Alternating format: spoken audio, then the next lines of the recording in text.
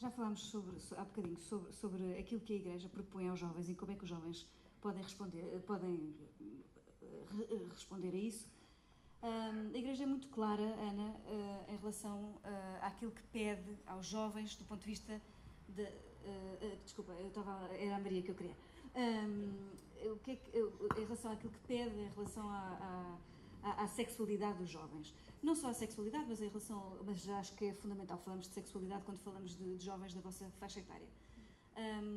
Até que ponto é fácil e é absolutamente obrigatório, e vocês sentem que os vossos amigos, outros amigos católicos, cumprem escrupulosamente aquilo que a Igreja vos pede, ou esse tem sido um assunto mais criativo, vá?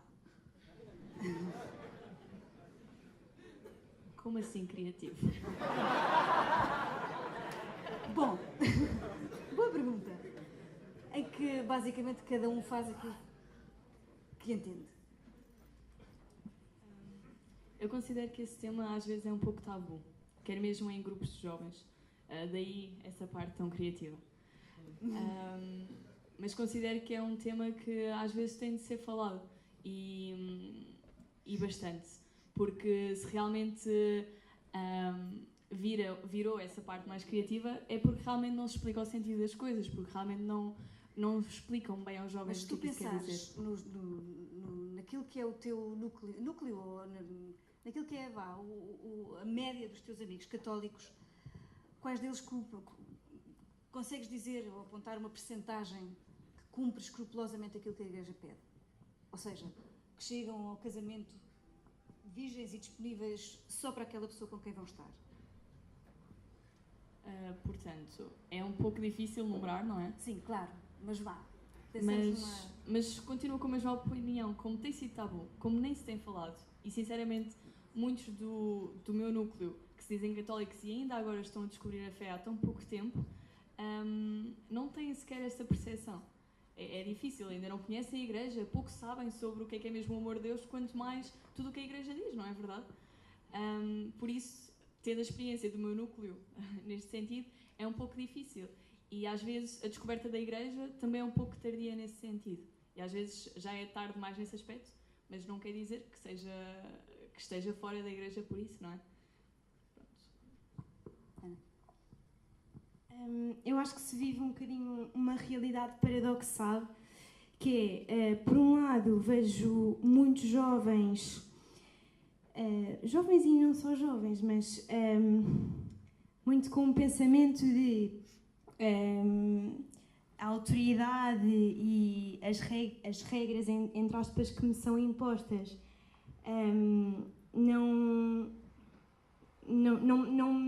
não se ajustam tanto à minha situação, ou há um bocado esta desculpa, e acabamos por fazer uma igreja um bocadinho à nossa medida, pronto. E há um outro lado da moeda em que, no mundo de tantas inseguranças e de tantas incertezas, o que eu quero são regras, e o que eu quero é uma igreja que me diga exatamente aquilo que eu tenho de fazer e exatamente, não dando espaço ao discernimento, não é? E nós não queremos viver em nenhuma destas faces da moeda, não é? Tem de haver um equilíbrio entre cumprir aquilo que está no catecismo, aquilo que é a doutrina, aquilo que a Igreja me pede, mas também dar espaço ao discernimento e aí é sem dúvida muito, muito importante o acompanhamento espiritual, porque sem acompanhamento espiritual não consigo formar devidamente a minha consciência, portanto vai correr mal, mas pronto, estas duas faces da moeda.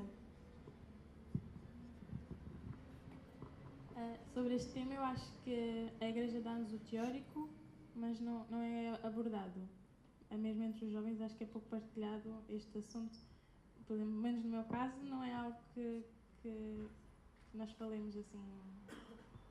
Pronto.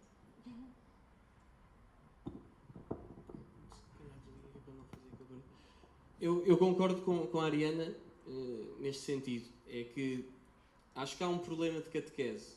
Quando eu há bocadinho falava daquela hora e meia de catecismo que eu tive passados 20 anos já de fazer catequese, eu ouvi muitas coisas que nunca eu tinha ouvido antes e uma delas era precisamente esta questão da castidade, que para nós jovens é um tema que é sempre complicado e é muito importante esmiuçar bem e conhecer.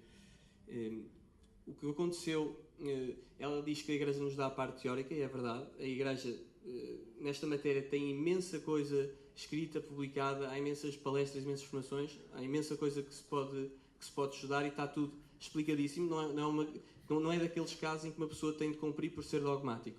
É daqueles casos que, se tu estudares, vais perceber que é racional viveres a castidade como a Igreja te pede, porque isso é que faz sentido e isso é que te dá a verdadeira alegria. Uma coisa que fizeram nas missões, e que para mim foi muito importante para perceber esta dimensão, que é sempre complicada para os jovens perceberem o que é aquilo que a Igreja pede em relação à sexualidade, foi ter 2 casais católicos, uns casados e outros noivos.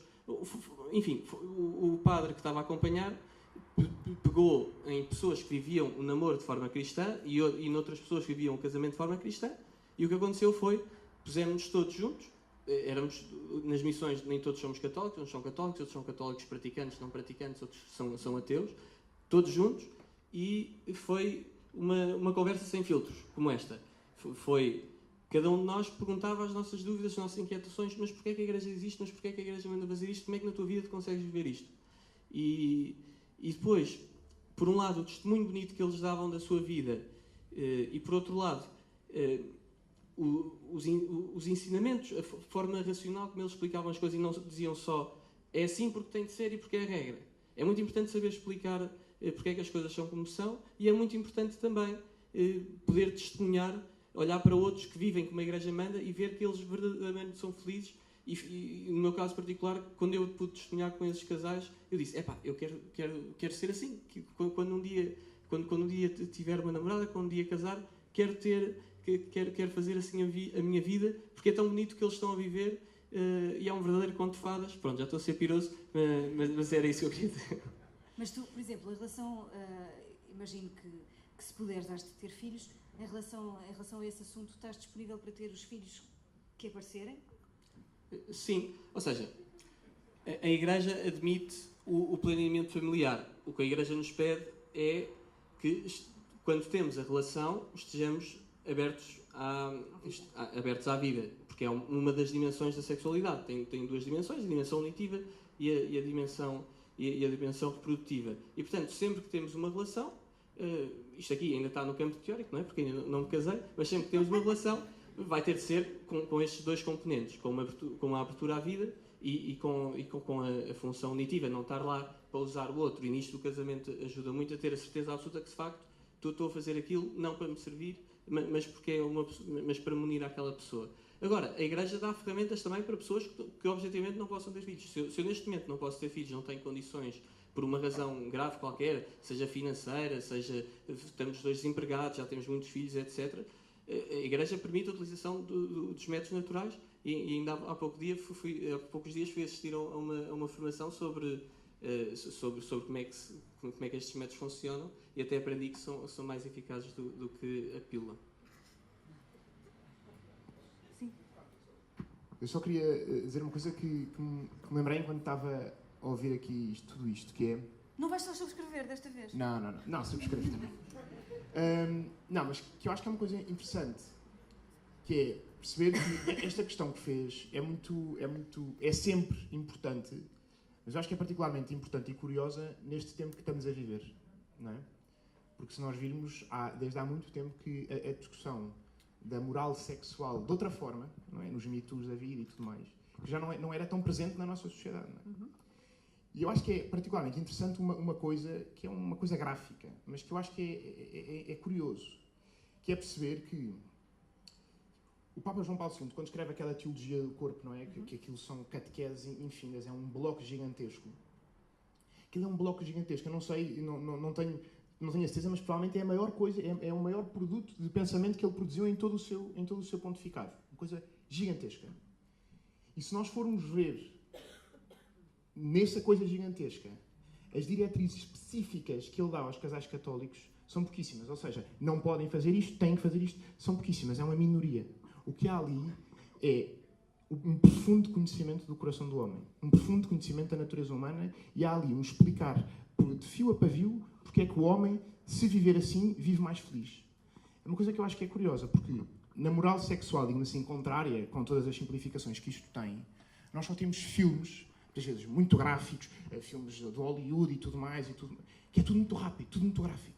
Há ali eu não consigo perceber ali qual é que é a natureza do homem que aquela gente acredita. Eu não conheço estudos profundos que me expliquem que natureza do homem é que eles acreditam. E por isso, eu, mais uma vez, dou a experiência concreta da minha vida. Eu confesso que, sentindo-me eu filho da Igreja, se não percebesse na sua totalidade, seguiria aquilo que a Igreja me pede para fazer. Mas a verdade é que eu olho para a realidade e vejo, de um lado, páginas e páginas de um conhecimento profundo daquelas que são as necessidades mais verdadeiras do coração do homem. E, no outro lado, vejo um rodopio, uma correria de propostas e disto e daquilo e do prazer completamente sem consequências, que eu não tenho dúvidas que aquilo tudo ali é muito mais apetecível. Mas eu tenho dúvidas que, no fim de contas, no fim da vida, aquilo não responde melhor ao meu coração. Não é uma Isso que eu estava a dizer, isto é simplificar. Mas, objetivamente, eu não sei se está assim tão longe disso. Não sei se está assim tão longe disso. E é isto que lhe digo, ou seja, eu quando a Igreja nos propõe, não façam isto, não façam aquilo. Lá está, porque se tudo isto for uma questão de uma moral proibitiva, de estas são as regras, e não for um projeto de vida apaixonado, verdadeiro, autêntico, em que as pessoas percebem que viver isto dá um sentido à minha vida e me abre aos outros, e por isso vivo uma alegria de quem sabe que tudo isto na minha vida faz sentido. Se isto não for vivido assim, claro que depois isto não é sexy no mundo de hoje, não se vende. Porque as pessoas não querem um bloco granítico que se cai na cabeça de que não podem fazer nada e que calma-se aí. Não, é claro que isto assim é impossível de propormos isto às pessoas. Onde é que está o desafio? Está em quem vive isto na sua vida e tem os frutos todos os dias de como fazer estas opções que são difíceis, mas que valem a pena. Quando damos testemunho disso, eu tenho tido pelo menos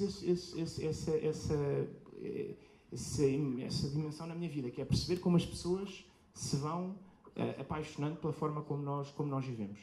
E a verdade é que depois as namoradas passam-nos e as raparigas passam-nos e nós, apesar de tudo, vamos ficando com a mesma. E é interessante que eu, evidentemente, não digo nomes, mas amigos meus concretos que eu vejo que, passado um tempo, depois de grandes, aquilo são com cada história que eu fico às vezes assustado. Mas mais tarde ou mais cedo, ele vai à procura de uma coisa muito mais sólida que isso. E eu, sinceramente, acho que é isto que temos que dar testemunho, é que isto dá sentido à nossa vida. Se depois dá mais ou menos no outro, isso é com ele. Agora, dar testemunho do que isto faz à nossa vida, eu acho que é o grande remédio. Há uma outra questão de que também se falou neste sínodo e de que se tem falado muito sobre, que é em relação à questão do acolhimento das pessoas com outra orientação sexual que não seja heterossexual. Que respostas concretas é que a Igreja pode dar em relação a essas pessoas?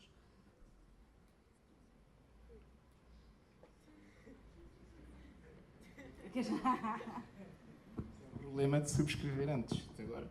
Não, mas eu respondo com muita verdade. Com muita verdade.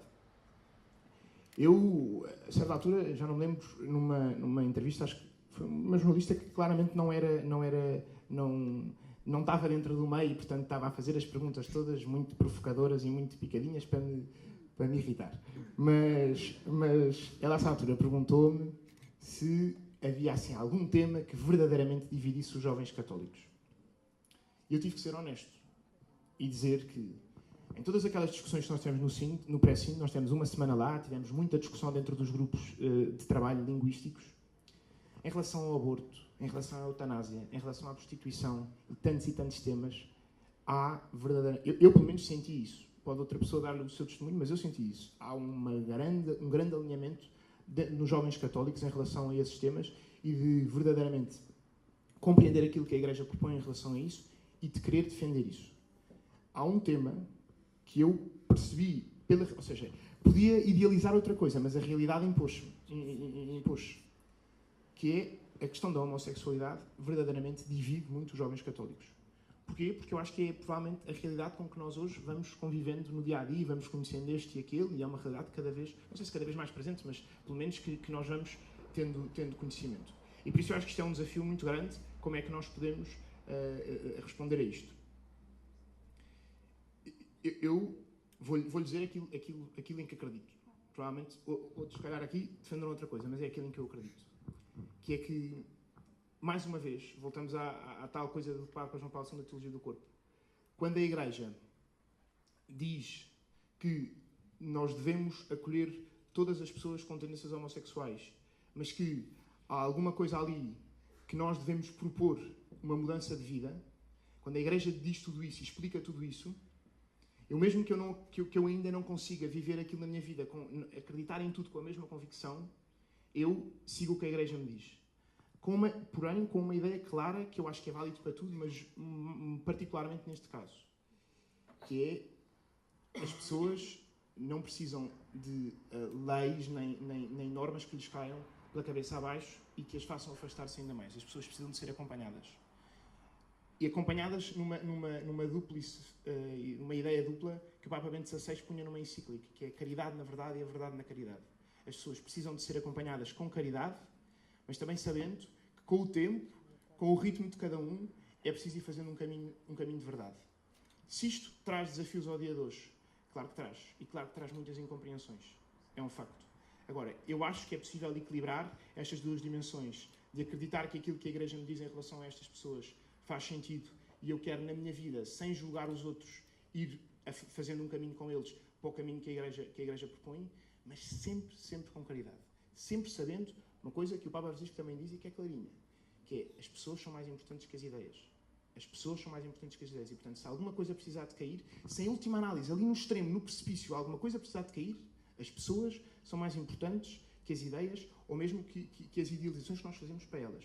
E por isso, sem nunca deixar de fazer um caminho e de acompanhar essas pessoas, eu acho que nós temos que acolhê-las e fazê-las, pelo menos, sentir que têm um lugar dentro da Igreja, mesmo que a Igreja não diga que sim ou amém a tudo aquilo que elas querem viver na sua vida. Isto é o que eu acredito. Eu subscrevo inteiramente, não, mas eu queria só... o Papa João Paulo II uma vez disse que defender a verdade sempre, nem que isso implique sermos outra vez só doce. E pronto, e é só isso que eu tenho a acrescentar. Acho que o Tomás já disse tudo. Já estão à espera que eu diga que subscrevo, não é? Não, mas eu concordo muito com o Tomás. E também, também este assunto é muito sensível porque no meu núcleo de amigos, até desde a infância, tenho um amigo meu muito próximo que também é heterossexual e por isso acompanham muito neste aspecto. Sim. Homossexual, peço desculpa. Mas outro amigo heterossexual. Exato. Pronto, e neste sentido, sim, este assunto é muito sensível e acho que a Igreja deve acompanhar sempre um acompanhamento muito próximo, porque eles realmente também sentem necessidade disto, porque eles sentem-se à parte não só na sociedade, na Igreja e em muitos outros espaços. Portanto, é mesmo importante acolher-me. Eu concordo plenamente. Acho que, como a Maria disse, desculpa, acho que estas pessoas são colocadas de parte pela sociedade e acho que devemos acolhê-las de maneira a conseguir compreendê-las e acompanhá-las para as ajudar. Pronto, eu subscrevo também, chegou agora a minha vez de subscrever. Dizer que, no plano teórico, a Igreja pede o mesmo a toda a gente, o que pede aos nossos amigos que eventualmente têm inclinações homossexuais é o mesmo que me pede a mim, é viver a castidade, é viver o amor verdadeiramente, e ao mesmo que pede aos padres, quando pede para viver a castidade em celibato absoluto, ou às irmãs, os religiosos. Claro que isto aqui são realidades que são muito complexas e, portanto, é como o Tomás disse, é preciso muito acompanhamento, é preciso que as pessoas... E conheço realidades concretas de pessoas que mesmo em São Nicolau são acompanhadas porque vivem este drama na sua vida que não é nada fácil. E a sociedade hoje em dia não facilita nada porque está-lhes a empurrar para o outro sentido e a Igreja parece que está só a querer magoá-las. Mas isto só para dizer, sem querer estar a repetir outra vez o que eles disseram todos, que já há exemplos concretos, práticos, de iniciativas que foram levadas a cabo pela Igreja em relação a esta realidade específica, que funcionam muito bem, porque dou o exemplo de um grupo da Igreja norte-americana, que é o Courage, o Coragem, já alguns de vocês devem ter ouvido falar de certeza, e que reúne tanto pessoas que têm essas inclinações como os pais dessas pessoas, porque não é só a igreja que os tem de acolher, os pais muitas vezes têm de ser ajudados a saber como acolher e como lidar com o filho, porque muitas vezes os pais também, não tendo formação de como lidar com estas realidades, às vezes são os próprios pais e a própria família a ostracizar os seus filhos. E, portanto, a Igreja tem feito um papel notável nos Estados Unidos e também noutros países a acompanhar tanto os jovens como as famílias, e há testemunhos belíssimos de pessoas que viviam uma vida completamente diferente daquilo que são as propostas da Igreja, mas que depois aderiram às propostas da Igreja e que dão depois um testemunho de grande felicidade e que falam para as outras pessoas que têm as mesmas inclinações, a apelar para que eles também experimentem viver como a Igreja lhes propõe. E isto está tudo disponível online, na internet, pode-se consultar, é muito interessante. Este Papa, é inevitável que antes de terminar esta conversa tínhamos que falar das contestações a este Papa. Este Papa tem sido, todos os Papas são contestados de uma ou de outra maneira, mas efetivamente as contestações que têm sido feitas a este Papa chegaram, eu acho que a algum ponto em que talvez raramente tenha sido visto antes. Não digo nunca, porque a história da Igreja é muito longa e é capaz de haver para aí qualquer coisa que a gente não sabe, mas houve cartazes colados em Roma a pôr em causa a misericórdia do Papa. Há um movimento dentro da Igreja muito claramente a pôr em causa o que ele diz, o que ele defende, a forma como ele gera a Igreja. Vemos também nas redes sociais, mas muito em sites que têm surgido, uma polarização entre progressistas e conservadores. Bernardo, que vens de uma paróquia tida como mais conservadora do que outras, em que se celebra não só, mas também a missa no rito latino, como é que tu vês esta contestação ao Papa? Vejo com grande preocupação. Já que falou nisso, aproveito, porque às vezes as pessoas têm alguma curiosidade, ou às vezes têm mesmo dificuldade em compreender o que é que acontece. O que nós fazemos em São Nicolau é tão simplesmente, não é sermos nem conservadores nem progressistas, porque, e aqui estamos todos de acordo em relação a isso, porque a Igreja é só uma, e a Igreja é Cristo, e portanto não há os que são do Papa e os que não são do Papa. Todos somos do Papa, todos somos de Pedro. Não, como diz na Epístola, não há os de Pedro e os de Paulo. São os da Igreja, são os de Cristo. E, portanto, é o Papa que nos confirma na fé e, portanto, todos nós, independentemente das nossas opiniões pessoais e do estilo, se gostamos mais ou menos do estilo, temos de estar absolutamente em comunhão com o Papa. E uma das coisas que São Nicolau tem feito muito bem em relação a isto é que, havendo a possibilidade de em São Nicolau se ir à missa na forma extraordinária, evita-se que as pessoas tenham de ir a esse rito em missas ou em locais que são abertamente, ou que estão em ruptura, não estão numa situação de comunhão plena com a Igreja. E portanto, nós acho que sabem todos do que é que estamos a falar. E em São Nicolau, uma das nossas motivações foi precisamente essa. Foi... Claro que a missa surgiu porque houve um grupo de fiéis que depois do Papa Bento XVI ter dito que é lícito celebrar assim, houve um grupo de fiéis que pediu ao pároco para que haja este tipo de celebração em São Nicolau, e o pároco acedeu, como era a indicação do Papa, e isto foi bom na medida em que permite que as pessoas que, para viverem a sua fé daquela maneira, tivessem de ir a outra realidade, possam estar numa igreja que está em plena comunhão com a Igreja e com o Papa, sempre, em tudo. E já agora, só para desmistificar um bocadinho a questão dos conservadores, nós lá em São Nicolau, que estava a falar com a Ana, quando nos conhecemos, e em São Nicolau temos tudo o que sejam expressões legítimas da nossa fé, tudo o que seja de acordo com a fé e de acordo com o que a Igreja nos ensina, tem presença e tem lugar em São Nicolau se houver essa necessidade. Temos lá os grupos tais onde espero não estar a cometer nenhuma inconfidência, onde a Ana já foi. A própria Ana disse-me que apreciava os momentos de silêncio que nós temos, é uma coisa que nós procuramos preservar muito, o silêncio, a sacralidade, tudo mais, mas temos desde o Taizé à missa da comunidade angolana, à missa da comunidade filipina, as missas com todo o tipo de expressões que haja procura e que haja necessidade. Portanto, tanto os conservadores como os progressistas, se quiser chamar assim, só por simplificação de linguagem, têm lugar e são convidados a entrar em São Nicolau. E acho que toda a gente se sente convidada a entrar em São Nicolau e as missas de domingo às 10 da noite são um exemplo onde já vi muitas das pessoas que aqui estão lá, mesmo que não sejam paroquianos habituais de São Nicolau. E, portanto, sintam-se sempre todos convidados para entrar em São Nicolau, independentemente de se acharem mais progressistas ou mais conservadores. Ana, tu já fizeste o exercício de visitar alguns sites internacionais que se dedicam à vida da Igreja? Há para vários gostos. Já entraste, por exemplo, já compraste, por exemplo, sabes qual é o Crux? Há um site americano que se chama Crux, mas não sabes.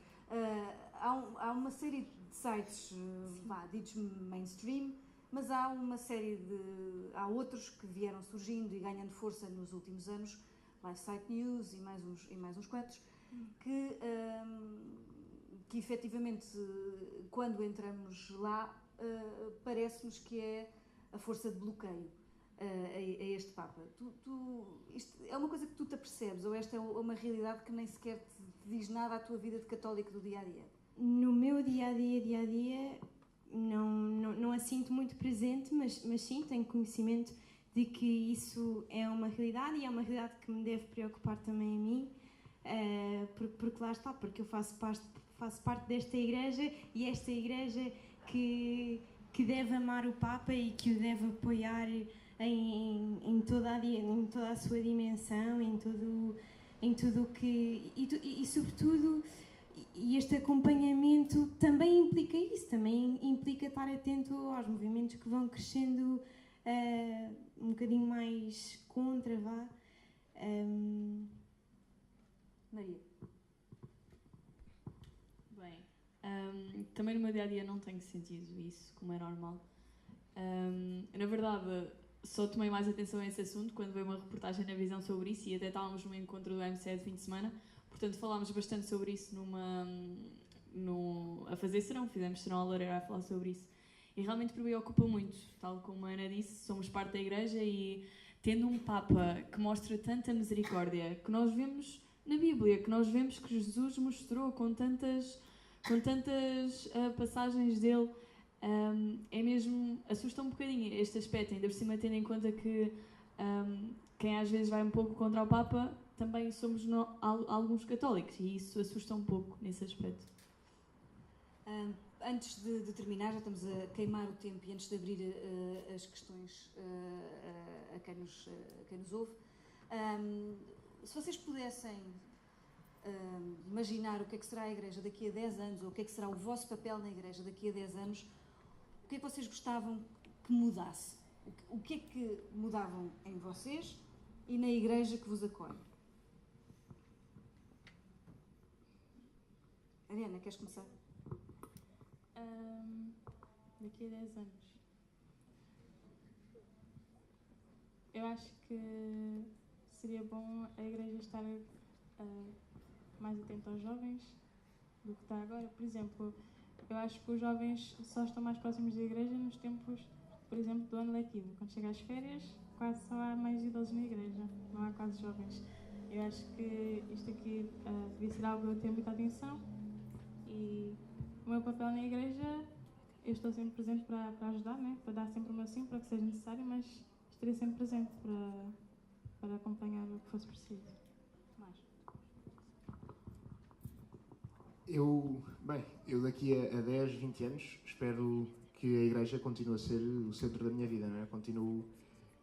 E que eu possa também sentir-me verdadeiramente dentro da Igreja, a ser parte da Igreja que eu pessoalmente também sou.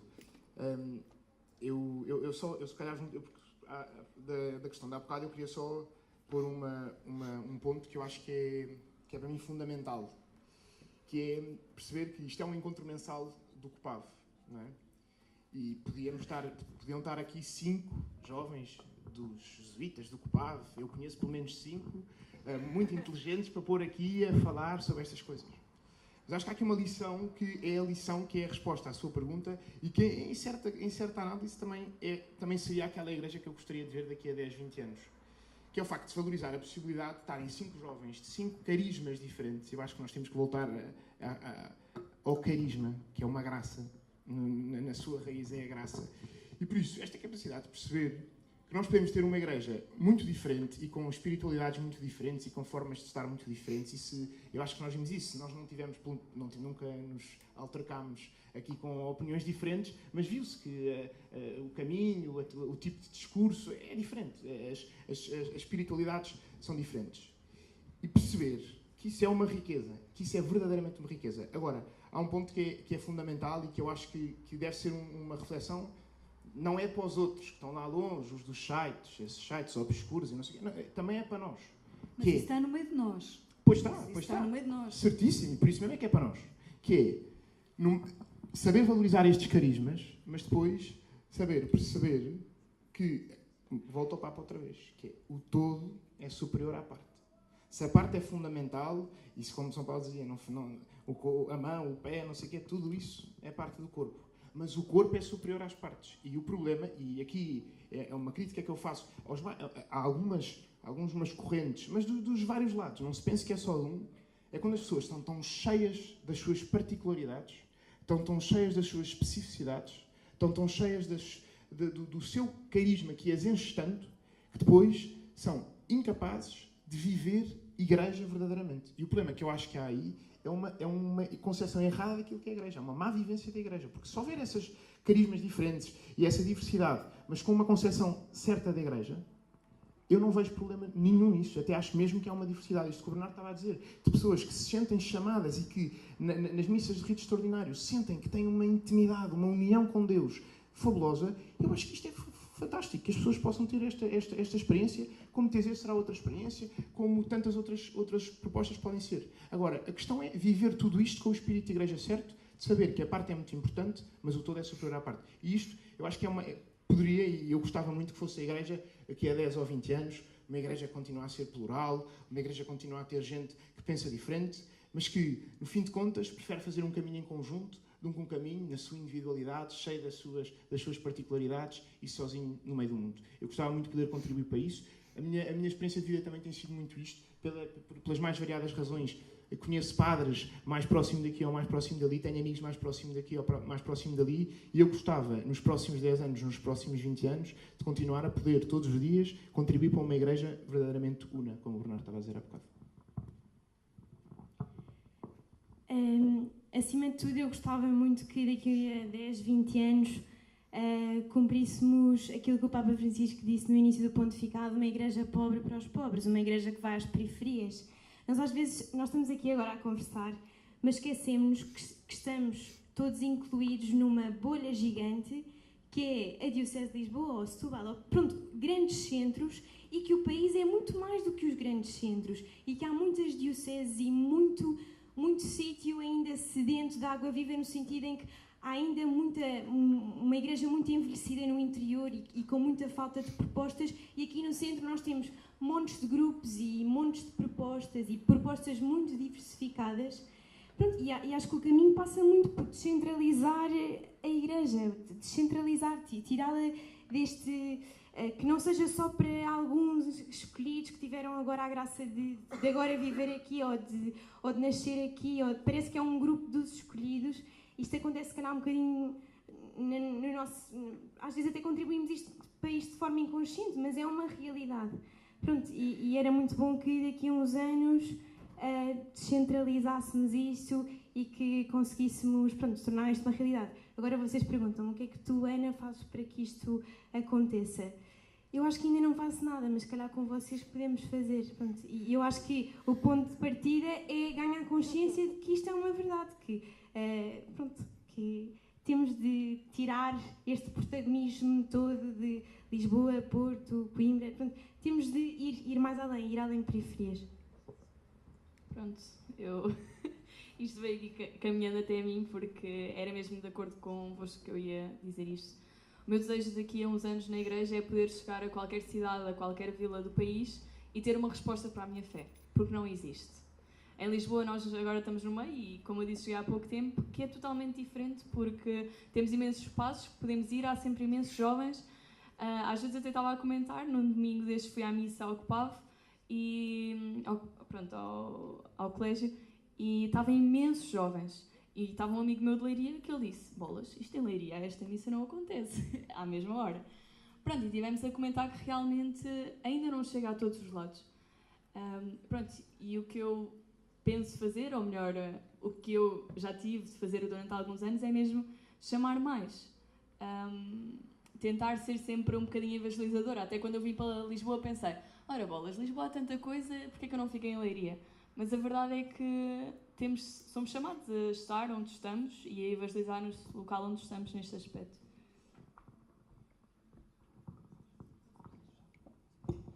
Pronto. Em relação a mim, não faço ideia o que é que vai ser a igreja daqui a 10 anos. Tenho várias ideias de coisas que gostava que a igreja, na sua dimensão institucional, pudesse eventualmente melhorar, questões de fidelidade, questões da catequese ser melhor, ser com uma linguagem que os jovens compreendam, mas o que eu gostava mesmo de apelar era, todos nós acompanhámos o SIND mais ou menos e vimos que aquilo que moveu mais os padres sinodais, aquilo que emocionou mais as pessoas, os discursos que foram mais marcantes para as pessoas, foram os daqueles jovens que vivem em realidades que, como muito bem estavam a dizer aqui as outras pessoas que estão aqui a falar comigo. A Ana, a Maria, toda a gente falou que é importante a igreja sair e ir a regiões onde não está. E há pessoas que vivem já nessas regiões e que procuram viver e vivem a fé de forma verdadeiramente heroica. Nós vimos o caso das pessoas do Egito, vimos o caso daquele jovem do Iraque que emocionou toda a gente quando deu o seu testemunho de fé e quando nos deu uma enorme chapada de luva branca a explicar-nos porque é que nem 1 milímetro movia a sua firme crença o facto de ter havido este abuso. E, portanto, o que eu gostava daqui a 10 anos era de eu também ter esta fortaleza, ter esta força, ser capaz de dar a vida, se for preciso, pela fé e que todos nós possamos crescer e voltar a redescobrir esta coisa belíssima que o Concílio Vaticano II nos convidou todos a encontrar, que é a vocação que todos temos em comum. Todos temos vocações diferentes e carismas e tudo que o Tomás está a dizer, mas todos temos uma vocação comum, que é a vocação à santidade.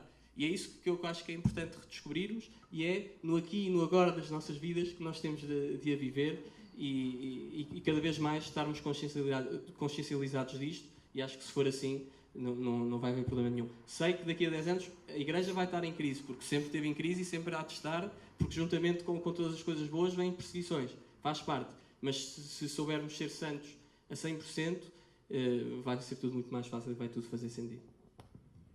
Eu abri agora as questões quem está à nossa frente. Por constrangimentos de tempo, vou aceitar 5 perguntas. Sim. Eu vou pular 2, se não houver lá ninguém. Então agora faz uma. Ok. Obrigado aos 6. Levanta. Há um microfone.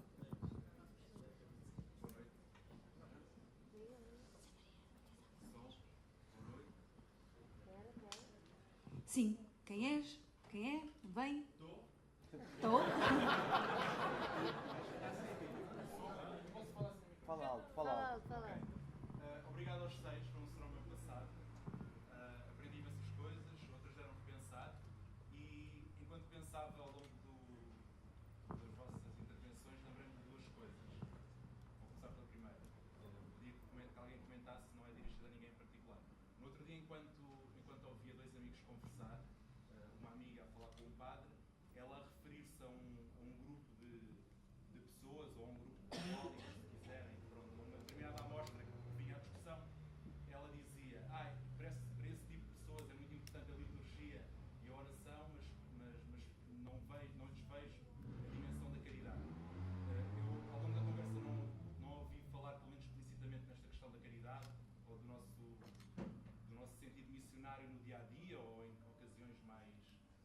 mais intensivas, como é o caso da Missão País, e queria perguntar-vos de que forma, ou perguntar a algum de vocês de que forma é que vocês vivem, se é que existe ou não esse espírito de caridade, ou de que forma é que vocês entendem que esse espírito deve existir em nós católicos de uma maneira geral.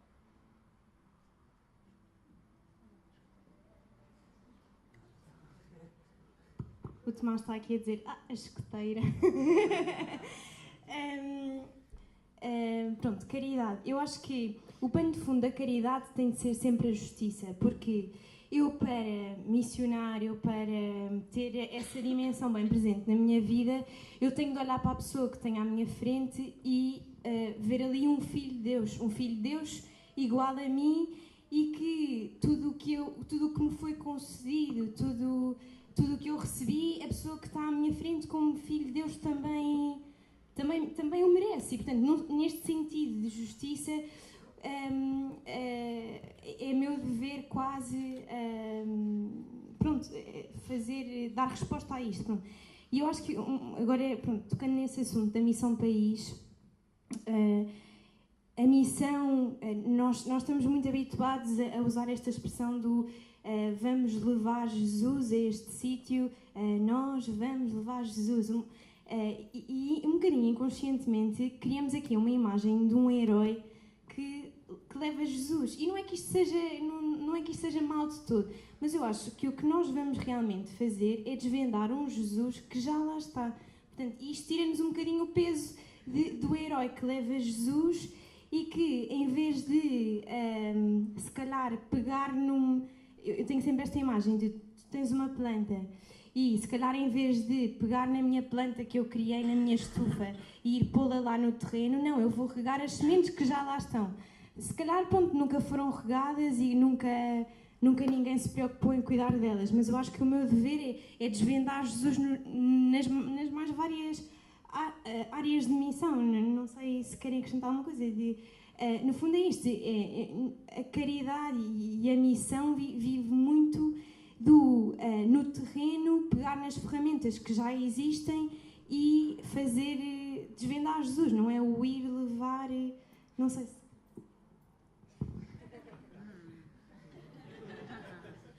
Mais alguém?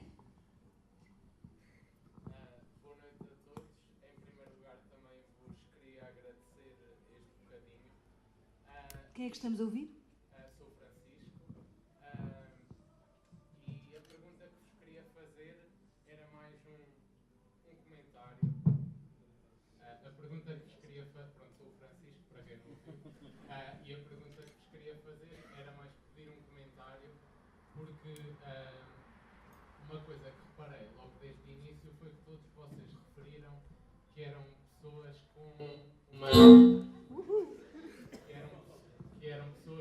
uma tradição bastante católica na vossa família. A vossa educação foi toda baseada já nesta mensagem e cresceram nessa fé. Mas tal como o Tomás disse acerca do yoga, que há pessoas que chegam ao yoga e não nascem já no fundo nessa base. E queria que vocês comentassem um pouco como é que as pessoas que por este país fora não crescem nessa fé, que não têm pais que os levam à missa, que não têm quem se senta à noite com eles a rezar, se essas pessoas não se podem a certo momento sentir um bocadinho retraídas por observarem uma fé por vezes um pouco mais metódica da parte de alguns. Uma fé mais baseada na oração, no credo, em várias coisas que vocês referiram, e se talvez essas pessoas que não tiveram uma base, um crescimento na fé por base da educação, se não podem estar em busca de algo que a Igreja ainda não lhes pode oferecer, que é talvez modos de expressar a fé mais alternativos, ou seja, que no fundo se possam sentir um pouco retraídos por alguns de nós e pela maneira como nós expressamos a nossa fé e não nos abrirmos à maneira como eles podem vir a expressar a Deus. Francisco, posso falar com o Francisco, depois se vocês quiserem acrescentar alguma coisa. enquanto estavas a falar, estava-me a lembrar de um caso de um amigo nosso, que é amigo de várias pessoas que estão aqui, que se calhar não cresceu na tradição católica, se calhar não, de certeza absoluta que não cresceu, e não só não cresceu, como cresceu quase no oposto, se quiseres, ao catolicismo, cresceu numa família marxista. Eu acho que é muito pelo testemunho, para responder à tua pergunta, acho que é muito pelo testemunho. A fé metódica, se nós fazemos as coisas porque sim, porque se rezamos o terço só para passar bolinhas, como dizia a Ana, como dizia a Maria, de facto não está a ter valor nenhum. Mas também não tem valor nenhum se eu faço as coisas só por fazer e essas coisas não têm por trás um sentido, um porquê, uma finalidade. Percebes? E é daí que vem a importância da oração.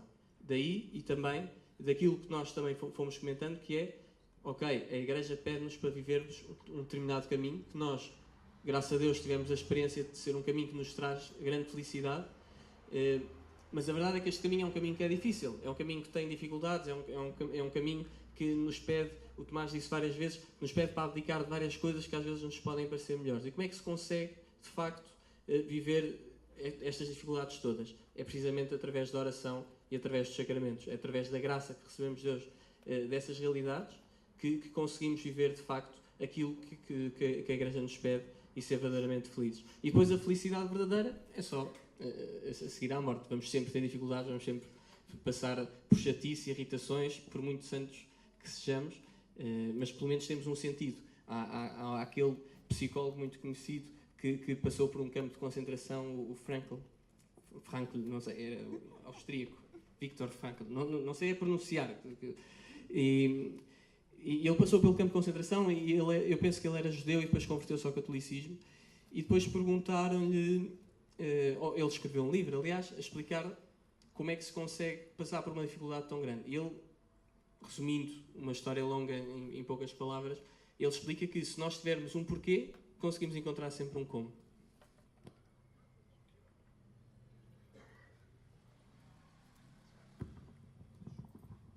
Eu só ia partilhar um bocadinho do meu testemunho porque o meu núcleo de amigos, que por acaso agora está no movimento, também era assim um bocadinho. Estava à procura, os seus meios familiares não eram de todo católicos, completamente diferentes de mim, achavam-me sempre uma pessoa um bocadinho estranha nesse aspecto. E então eu sempre sentia muito que eu estava chamada a caçá-los um bocadinho para este tipo de coisas. Então é interessante porque até no início falámos logo sobre isto, quando estávamos a falar com a Ariana sobre a motivação que eles vão para o grupo deles. Vão pelo teatro, normalmente. E estas motivações pequenas também normalmente vão para o movimento porque é muito divertido e conhecem muitas pessoas. Pronto, e esta motivação inicial é muito importante para ser chamada a outro tipo de coisas. E realmente, inicialmente, talvez nós não vamos rezar todos os dias o terço. É difícil começar assim. Há pessoas que começam, claro, mas é complicado no início. Mas há um caminho e cada caminho é um caminho. E cada pessoa é uma pessoa e todos os chamamentos são muito diferentes. E neste sentido, realmente nós falámos aqui muito de nós e a oração faz parte e acho que todos nós, quando chegamos a uma fase de fé, realmente sentimos mesmo necessidade de todos os dias estar em constante oração com Ele. Mas no sentido inicial, sim, realmente devem haver outras formas alternativas, mais meditações em grupo e realmente, por exemplo, na minha idade ATZ foi uma grande conversão no sentido inicial para muitos dos meus amigos, porque foi um espaço onde realmente eles pararam e começaram a rezar e há muita gente que não faz isso, portanto, sim, no início é mesmo importante ter isto. E temos de saber também não chamá-los para as coisas da forma errada, não dizermos logo, anda, vamos rezar já o terço, quando uma pessoa nem sequer viu bolinhas à frente e nunca viu sequer, nem sabe o que é isso, portanto, também nós somos chamados a dar este testemunho e a ir buscá-los lentamente e a perceber realmente como é que eles querem fazer o caminho. Obrigado, Maria. Eu só queria acrescentar aqui um ponto, porque eu acho que tu tocaste provavelmente naquele que é o maior desafio da Igreja no tempo de hoje e no futuro, que é uma Igreja que é chamada a evangelizar, a existir no meio de um mundo profundamente descristianizado. E tu disseste isso, hoje em dia, a grande maioria dos jovens são jovens que já não nascem num contexto cristão, que já não são batizados desde miúdos, que já não têm um conjunto, mesmo que não rezem, que não vão à missa. A maior parte da geração dos nossos pais, dos nossos avós, tinham todo um conjunto de significados, de valores na cabeça muito, muito cristãos. E hoje em dia nós somos chamados a propor a nossa fé a um mundo profundamente descristianizado. E eu acho que isto sendo um grande desafio, é um desafio que vale a pena, mas eu também acho que há uma coisa que é preciso dizer, e até digo aqui, há alguns amigos meus que eu estou a ver aqui, artistas da área da cultura, que é verdadeiramente fundamental que nós às vezes somos um bocadinho preconceituosos nisto, que é o amigo artista, agora vai para o teatro, ou vai para pintor, mas o que é que ele vai fazer com isto na vida? E, meu Deus, e se não somos todos economistas, ou gestores, ou advogados, ou engenheiros, é uma tragédia.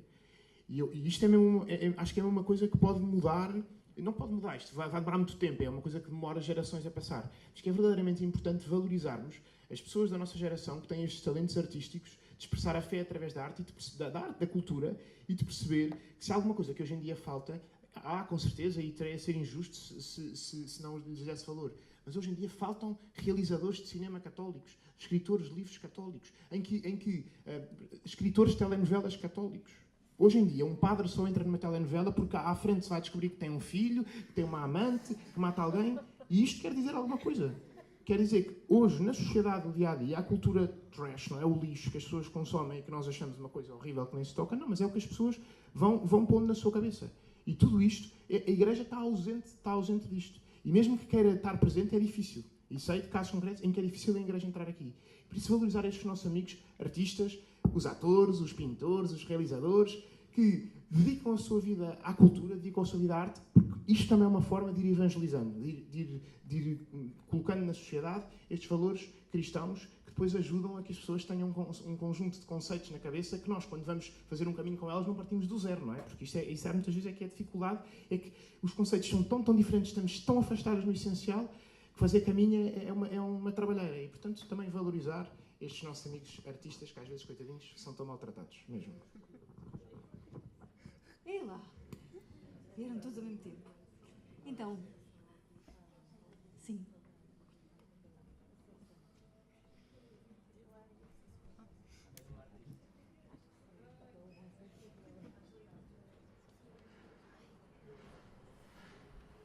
Sim, obrigada. Bom, então, um pouco em pulgas, só apenas para acrescentar aqui um pouco sobre... Estamos a ouvir? Sim? Quem é? Lucivânia. Que é a mãe da Ariana. Sim. Ficam a saber.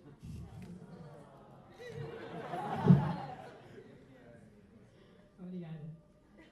É o seguinte, bom, nós vimos aqui de uma realidade em que encontramos alguns jovens, sim, que cresceram no seio católico. A Ariana tive a graça de ter esse ensinamento, mas, sem dúvida, já apanhámos muçulmanos. Eu estava aqui a chatear um bocadinho a Ariana para dizer isto, porque é verdade, e já tivemos jovens que nos aparecem, tanto testemunhas de Jeová, mormons, muçulmano, que Silvânia, vamos precisar de uma pergunta. Inclusive esse muçulmano é meu afilhado, ele diz que quer ser batizado e eu vou ser a madrinha, se Deus quiser, mas lá está, ninguém converte ninguém assim de uma hora para a outra, de uma hora para a outra.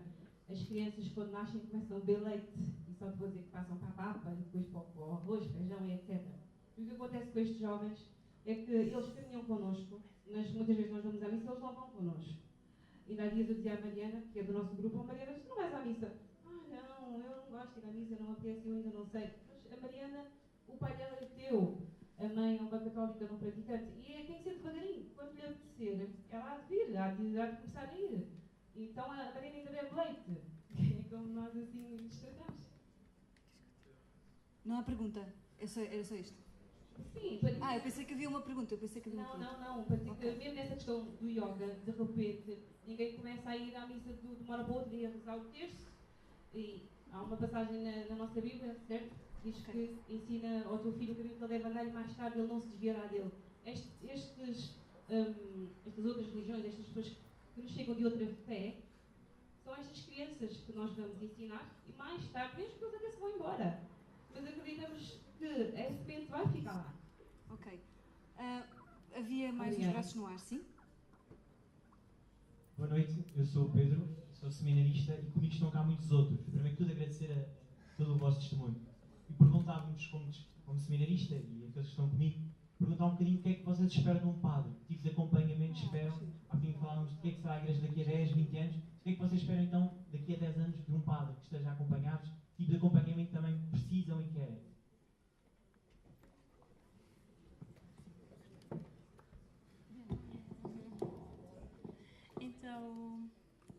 eu acho que de um padre nós devemos esperar. O padre na igreja nós vemos como a imagem de Jesus, né? É o pai que está ali e que nos ajuda, e o padre, além de nos ensinar, deve ajudar numa orientação espiritual para com os jovens e que todas as pessoas que participam na missa e que vão à igreja, e acho que o padre deve ajudar sempre no acolhimento de toda a gente que vai à igreja. Mais alguém quer acrescentar alguma coisa?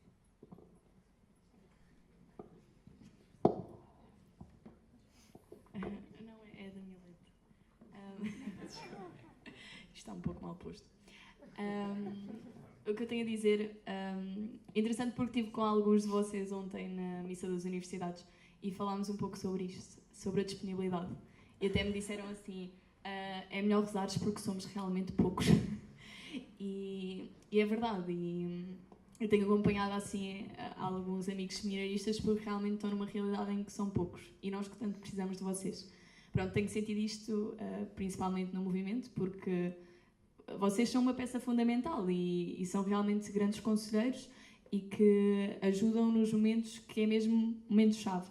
E neste sentido, acho que o que esperamos mesmo de vocês, futuros padres, é que não tenham medo de nos acompanhar e procurem estar disponíveis ao chamamento a que são. Uns talvez vão ajudar certos movimentos, outros vão mesmo para paróquias. Procurem estar e movimentar e dinamizar onde vão estar. Eu gostava só de acrescentar uma coisa, voltando àquela ideia das periferias, que o padre seja aquele pai que vai buscar aquele filho malandro que está a fugir e que diga, não, eu quero-te aqui, aquilo que eu estava a dizer ao início, não, eu quero-te aqui a fazer isto porque Deus concedeu-te este dom especificamente e eu quero-te aqui na paróquia, no movimento, a fazer isto. E uma pessoa que saiba ler a realidade, que conheça a realidade da sua paróquia ou do seu meio e que não se cinja só ao grupo das mesmas pessoas, que são sempre as mesmas pessoas escolhidas, ou que é sempre... Às vezes caímos muito naquela tentação de há sempre o grupo, entre aspas, dos escolhidos. Eu sinto muito isto. Aqui em Lisboa, então... Sinto mesmo muito. E que saibamos ir contra isto, não, ir buscar pessoas de fora, pessoas que não... Que se calhar precisam de uma oportunidade, que precisam de ser ouvidas, que precisam de ter participação, de ter voz. Que o padre seja essa pessoa que saiba ler a realidade e que vá buscar as ovelhas desmandadas. Está aqui um braço... Aqui... Onde é que está o microfone? Sim. Parte da junta dos jovens. É a Carolina, para quem não ouviu. Isso, a Carolina. Antes de mais, agradecer-vos. Acho que é um ato de coragem, também da nossa parte, dar o vosso testemunho, porque eu disse que há muitos jovens que nos vão seguir daqui com muitas das vossas ideias. Tenho duas questões rápidas. Uma é, a verdade é que vivemos num tempo em que o padre trouxe muitos temas novos à igreja, e que se calhar se ele não os tivesse trazido, tanta coisa não teria fluído. Falo muito concretamente, se calhar eu ponho aqui da questão da homossexualidade. O Tomás dizia, uma coisa que me ficou na cabeça foi, o Papa diz, as pessoas primeiro, as ideias depois, ou em último caso, as pessoas sempre. E a questão que eu tenho para vos fazer é, a verdade é que se têm debatido muito estes assuntos, e eu acredito que se estes assuntos não tivessem sido debatidos, hoje em dia não existiam tantas pessoas a defender em concreto a homossexualidade e a ver as coisas sempre na base do amor e a ver as coisas com olhos diferentes. Há 15, 20 anos atrás as coisas não eram vistas desta maneira. E, ou se calhar uma pessoa não tinha dado o testemunho que tu deste, Tomás. E aquilo, a pergunta que eu tenho para vos fazer é se acham que daqui a 15 anos, 20 anos, as coisas podem evoluir num sentido tal que podemos ter dois homens, duas mulheres a casarem pela igreja. A minha outra questão é, eu trabalho no meio da informática, à minha volta há máquinas e estive recentemente em Londres a trabalhar e eu sinto que o mundo evolui a uma velocidade abrupta, muito mais do que em Lisboa. Tive uma noção de coisas que estão a acontecer. Eu pergunto-vos, sentem que a Igreja pode estar ameaçada por este mundo que cresce a uma velocidade brutal? Qual é que é o nosso papel neste mundo?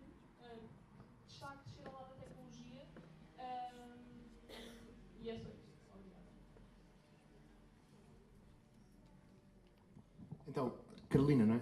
Obrigado pelas tuas perguntas. Eu queria só dizer uma coisa em relação à questão dos padres, que tem, ao Pedro, que é uma coisa que tem a ver com a questão dos abusos sexuais. E que eu acho que é preciso ter, a meu ver, ter isto bem presente, que é, eu tenho muito medo que esta crise dos abusos sexuais leve a um desaparecer de um padre que é próximo e que se faz próximo das pessoas e também dos jovens. Uma das coisas que eu vou ouvindo aqui, vou lendo ali, é uma preocupação que eu tenho, que é esta coisa dos padres dizerem de como isto, hoje em dia, podemos ser acusados por tudo e por nada e já desconfiam de todos, não toco mais a ninguém, afastado, não estou com ninguém fechado no gabinete, e então como se teríamos uns padres que seriam uns robôs debitadores de missas, portanto, uns burocratas da fé.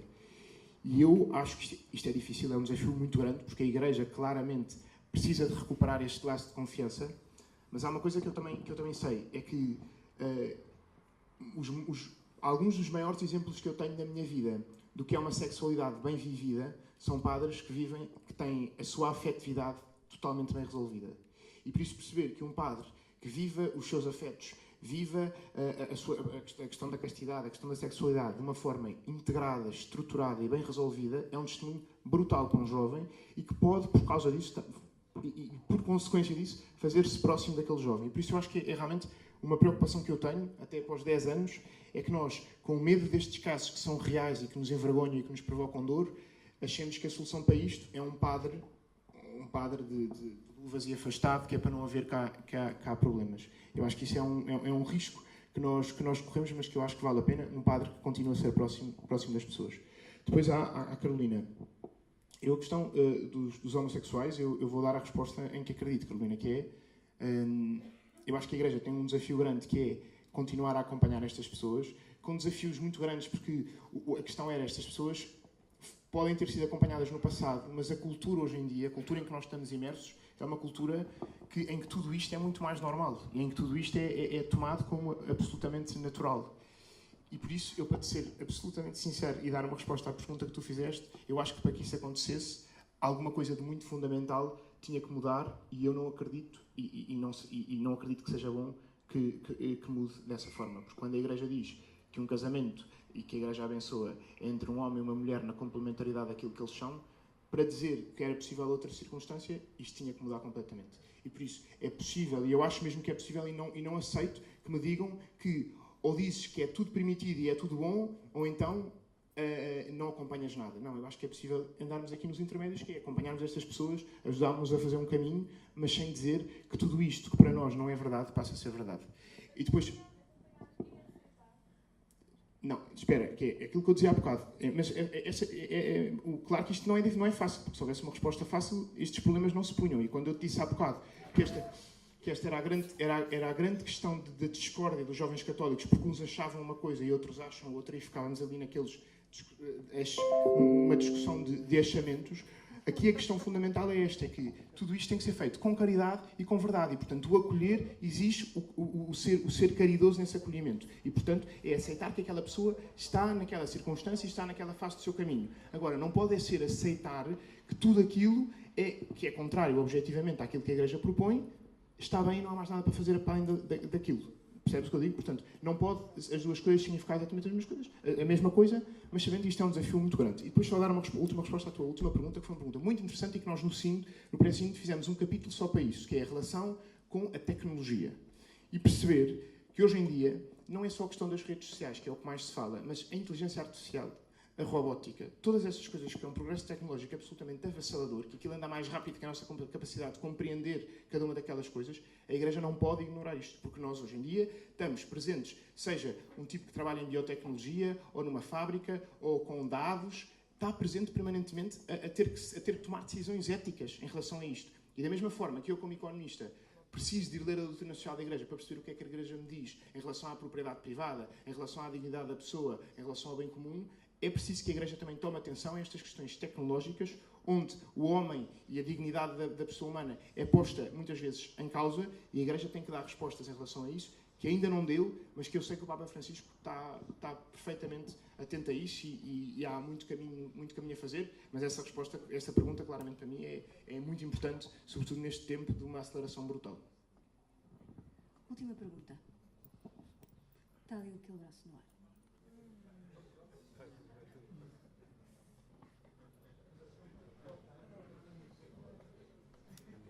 Olá, boa noite. Sou a Maria. Gostava de perguntar, tendo em consideração que vocês são de vários movimentos e paróquias diferentes na Igreja, que passos concretos é que vocês sentem que um jovem católico possa dar pela unidade da Igreja?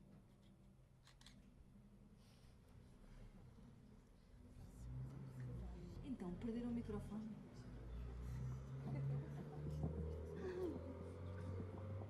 A tua pergunta, Maria, onde é que está? Ah, estás aí. É que passos é que nós. Podes dizer outra vez, desculpa? Sim, que passos concretos é que vocês sentem que um jovem católico pode dar pela unidade da Igreja?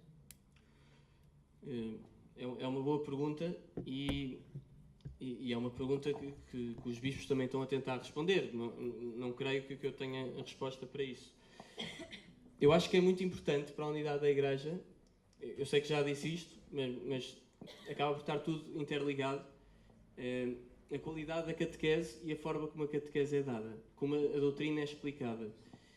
Perceber, efetivamente, o que é a Igreja. Há um problema muito grande na Igreja, que eu falei logo ao início, que é a ideia de que eu sou católico, mas não concordo com algumas coisas, ou a Igreja diz isto e eu não quero viver isto. E é muito importante perceber que o que a Igreja diz é o que Cristo diz. Nós queremos firmemente que a Igreja é o corpo místico de Cristo e, portanto, não há aqui uma distinção.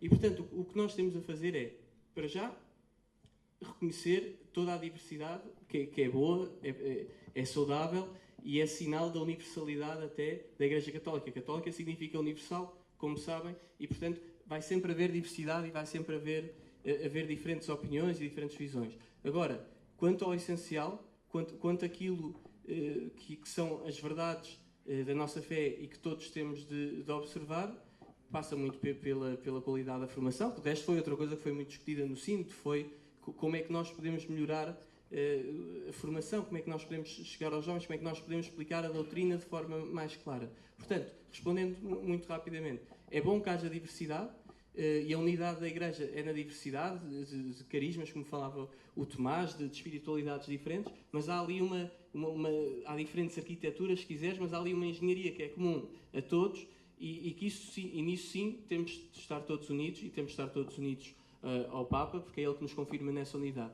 E depois, de resto, a diversidade é uma coisa que é boa e ainda bem que somos todos diferentes, e apesar de às vezes o mundo querer que nós hoje em dia sejamos mais ou menos todos iguais, todos temos de ter as mesmas ideias, todos temos a mesma ideologia, e quem não pensa de acordo com aquilo que é a cartilha social é um extremista e não pode existir. Não, nós na Igreja desde sempre que saudamos e vivemos com muita alegria a diversidade e as diferenças que todos temos e respeitamos e percebemos que essa diversidade é uma riqueza e não uma dificuldade. Estar unidos naquilo que é o fundamental, que são as verdades da fé, e respeitar e viver com alegria aquilo que são as diversidades de cada um, as especificidades de cada um. Eu tenho mesmo só algumas notas a fazer, que é... Tu questionaste mesmo concretamente o que é que nós jovens católicos podemos fazer. Eu estava a lembrar de alguns aspectos. Primeiro, a dimensão da catequese, que realmente é importante. Também estava a pensar relativamente a movimentos e grupos. Normalmente há sempre encontros ou assembleias em que todos se juntam para discutir assuntos. E é mesmo importante que esses assuntos sejam bem discutidos para depois essas pessoas responsáveis levarem aos seus movimentos, para ser algo unido. Então eu estava a lembrar de uma terceira coisa, que é uma das formas que nós temos muito de unir a Igreja, tal como o Bernardo estava a falar relativamente a conhecermos a doutrina e as verdades fundamentais, é mesmo nós jovens, que quase todos nós somos estudantes, também estudarmos a Igreja e também estudarmos o que ela tem para nos dar, porque a verdade é que o Papa também disse isto no início do Sínodo, que iria sair um documento que iria ser criticado por muitos e lido por poucos. E nós jovens temos de ser aqueles que vamos ler e também vamos criticar, seja para o bem ou para o mal. Então, neste sentido, é mesmo importante estudarmos os documentos, estudarmos bem a doutrina social da Igreja, nesse sentido de união. Maria, eu vou só muito rápido, que eu acho que há uma coisa, e isto é um desafio a todos, incluindo a mim, que é contribuir para a unidade da Igreja, muitas vezes é guardar a língua dentro da boca. Porque o Papa disse uma coisa, o Papa Francisco, eu acho que é uma coisa muito curiosa, que é, normalmente, é associar e bem a um Papa queridinho, um avô queridinho, mas quando tira do chicote, tira mesmo, e é mesmo violento. E ele disse uma coisa, quando foi estas trapalhadas todas, de dizer clarinho. Isto que aqui está a acontecer é o diabo a dividir-nos uns aos outros. A fazer-nos achar que tudo aquilo que nos separa é muitíssimo mais importante do que aquilo que nos une. E isto é as tais coisas que nós já todos falámos, mas também é muitas vezes, nos nossos grupos de amigos, naqueles almoços, naqueles jantares que nós sabemos bem, quando se começa num mal-dizer permanente dos outros, que muitas vezes depois é um mal-dizer profundamente desinformado, que nem sequer fazemos ideia do que é que os outros verdadeiramente fazem e no que é que acreditam, e autoconsumimos, porque é bom, quer dizer, toda a gente gosta de cortar ali na casaca dos tradicionalistas, ou dos progressistas, ou dos nocistas, ou não sei queístas e tal. Toda a gente gosta de dar ali uma bicada, e nós muitas vezes esquecemos que isto é o rastilho, é aqui que as coisas começam. As grandes divisões, os grandes cismas começam nestas pequeninas coisas, nestes pequeninos grupos de amigos, que no seu jantar de amigos, em vez de falarem de outras coisas sobre o mundo, andam a dar aso a isto. E sabemos perfeitamente como é que isto toca a nossa vida, e realmente, sim, é preciso rezar pela unidade da Igreja, é preciso todos os dias, o Papa pedia agora, durante este mês de outubro, rezem o terço pela unidade da Igreja, uma Igreja una, que não se divida, e perceber que é real, a Igreja que nós conhecemos este Cristo já se dividiu, já houve cismas, e portanto não é uma realidade totalmente nova que nós nunca tínhamos visto, mas este rezar não chega, este rezar tem mesmo de ser um rezar para rezar que a nossa língua fique mais vezes dentro da boca do que fora, quando é para dizer mal destes ou daqueles. Saber fazer às vezes crítica construtiva, dizer assim, aquela espiritualidade a mim não me preenche, não responde àquelas que são as minhas necessidades mais profundas, mas não ter esta incapacidade de, porque não me serve a mim, não pode servir ao outro. Nós todos temos um pronto a vestir da nossa próprio casaco que nos serve muito bem e que tem que servir a toda a gente. Guarda a língua lá dentro e não alimentemos entre nós. Isto é uma coisa muito, muito disseminada hoje em dia nestes meios católicos, que é um permanente mal-dizer destes e daqueles, e uns a falar contra os outros, e depois é evidente que isto vai crescendo e é a tal divisão da Igreja de que se fala e que a Rita perguntava. Eu, da nossa parte, dou por terminada esta sessão, esta conversa. Agradeço ao Bernardo, à Ariana, à Maria, à Ana, ao Tomás. Agradeço ao Padre José Maria, à Rita Carvalho, e passo a palavra para o Padre João Galão, que vai encerrar este nosso serão.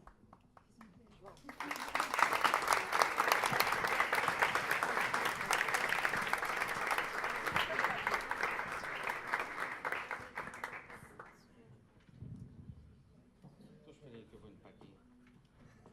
Eu sou pequenino. Olha. Nossa. Então olhem, Rita já fez o favor de vos agradecer a todos. E a Rita também, muito obrigado. De facto, aqui o Ponto SJ e o COPAV, o Centro Universitário Padre António Vieira, quando pensámos neste serão, tivemos por base uma lógica em que acreditamos cada vez mais. De facto, não é óbvia, e mesmo dentro da Igreja e fora dela, querer encontrar a verdade por nos começarmos a sentar à mesma mesa. Isto da verdade dentro da Igreja, através do encontro, através da discussão, sempre foi assim. A Igreja formou-se assim, cresceu assim. E por isso, apetecia-me quase perguntar, e cada um de nós pudesse perguntar no fim desta noite, se foi uma noite agradável, simpática, do Abraço de Prata, no sítio porreiro, ou se de facto queremos converter isto num hábito. Que a nossa fé seja informada por este hábito. Porque isso, como o Tomás dizia, vou subscrever aqui muitas coisas, sou todo, mas se de facto queremos que a nossa fé seja informada por este hábito de conversar, de discutir, de nos sentarmos à mesma mesa. Porque de facto vão proliferando a lógica, como também se disse esta noite, ou de relativismo total e absoluto, bom, a diferença é cada um se atira para onde quiser, ou de facto de verdades monolíticas onde ninguém é capaz de conversar. E por isso o esforço da Igreja creio que será cada vez mais esse o esforço dos sínodos, mais do que grandes resultados, creio que é pôr a Igreja a funcionar dessa forma. E creio que o grande esforço do Papa Francisco, nestes últimos tempos, com a convocação dos sínodos, tem sido exatamente essa, pôr a Igreja a funcionar dessa maneira, com esse modo de proceder. Algumas coisas que gostava de destacar do que disseram aqui hoje e que creio que podem ser bons trabalhos de casa para nós. Estavam a falar agora no fim do aprofundar a fé, do estudar, do formar a consciência, como vou vendo cada vez mais o desejo de quase todos. As discussões têm o seu grande ponto, que é toda a gente quer estudar. Quando ninguém sabe o que é que o outro está a pensar, eu quero ir ver, quero ir perceber. E por isso, o aprofundar a fé, catequeses mais avançadas, julgo que vai ser um grande fruto, e já está a ser um grande fruto. Depois julgo que o reforço das identidades particulares. Creio que aquilo que muitas vezes gera discórdia é a identidade da própria Igreja. O carisma, os carismas. E quanto mais eu habitar o meu carisma, verdadeiramente e honestamente, estou a habitar a própria Igreja. E, portanto, é a minha experiência local que me vai ligar à Igreja Universal. E, por isso, foi incrível, de facto, poder ouvir realidades tão distintas, porque, de facto, percebemos que estamos a participar da Igreja Universal a partir das igrejas locais. E isso foi extraordinário. Depois, a grande lógica de que todos vamos vivendo de uma vida em processo e de como, ao conhecer as histórias de vida de cada um, as histórias de fé de cada um, nós vamos percebendo que, de facto, muito do que é o caminho da fé se vai conduzindo como um processo em que nos vamos acompanhando uns aos outros. Gostei muito agora também desta última pergunta, o que é que pedem aos padres? E creio que a grande tarefa do ser pastor, do acompanhar e do acompanhar bem, tem por base uma peça de uma trave mestra que neste momento, com todas as polémicas à volta da Igreja, claro que é a abana, que é a da confiança. E é nela sempre que as relações dentro da Igreja se vão organizar. Será sempre. Porque a fé é exatamente a base. E por isso, tudo na Igreja se organizará sempre com base na confiança. E essa será sempre a que teremos que reforçar entre diferentes carismas, entre diferentes ministérios. Será sempre a base da vida da Igreja. A partir do momento em que comecemos a desconfiar uns dos outros, começamos a gerar exatamente guerra. E depois, por fim, o grande desejo e que aqui foi tão levantado, de ir às periferias. Isto é muito fácil em Lisboa ficarmos de facto dentro de até às vezes de uma pequenina bolha, imaginando que no mundo não há mais nada para além disto. E levantaram muito bem todas as periferias sociais, todas as periferias geográficas, todas as periferias até dentro da própria Igreja, que não podem ficar imunes a este desejo de não deixar que os guetos e tribos nos vão fechando uns aos outros. E termino com o que me parece ser o grande desejo de todos, como um grande desejo, como o Bernardo dizia, o desejo à santidade. E em todos os vossos testemunhos pareceu-me que este desejo grande da fidelidade a uma verdade, a um sentido da vida forte, parece-me que é o que está presente não só na vida da juventude, como na vida de qualquer pessoa. Viver um sentido de vida ao qual eu possa ser coerente, que possa servir de testemunho, que possa ter força. E por isso, este grande desejo de santidade, de fidelidade a Jesus e à sua Igreja, creio que esteve muito presente. E por isso, em sinal também de grande agradecimento, provavelmente já terão, mas nunca é demais repetir, gostávamos de vos dar um presente, exatamente para que possam anunciar e testemunhar com a própria vida aquilo que a Igreja vos convida, uma exortação à santidade. do Papa Francisco. Mais uma vez, muito obrigado.